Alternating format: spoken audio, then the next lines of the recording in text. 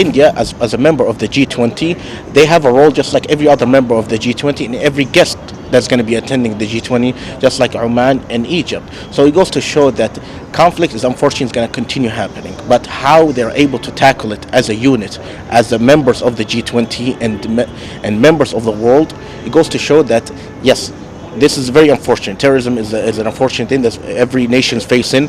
Hunger, famine, conflicts. As we see the conflicts in certain areas around the world from time to time. But how the nations come together and how they understand and deal with each other with respect and continuation with growth in all sectors: health, education, trade, business, tourism. We had discussions during this visit, and it was my first visit, that there's a lot of initiatives for every region of India, every state, every part of it, for the G20 to come and visit. So it goes to show that they're not including only specific cities and not including specific regions, they're including any and all. Because 1.6 billion, it's a major population for the world.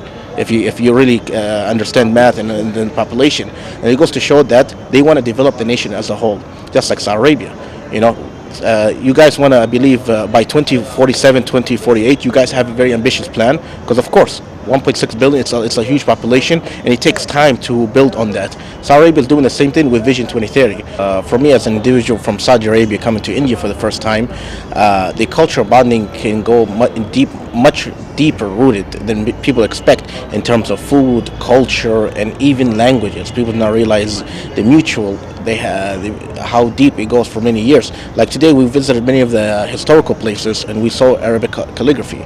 And Arabs need to realize that it's been here for many years, and vice versa.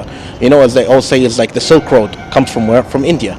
And they went to the Middle East and then go into Europe. So even from the historical times, there was bonds and mutual understanding with one another. Many people do not realize that a lot of the things that happens in the Middle East is from India, in terms of spices, in terms of culture, and even here also languages and anything like that.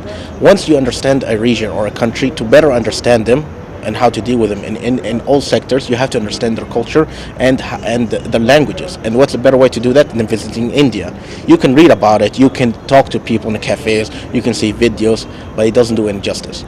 For me, I did all of that. I did my research, I asked many people where to go, what to see, what to eat, and they say all of that is worthless if you don't visit. So when I came to visit it, it's much more than I expected.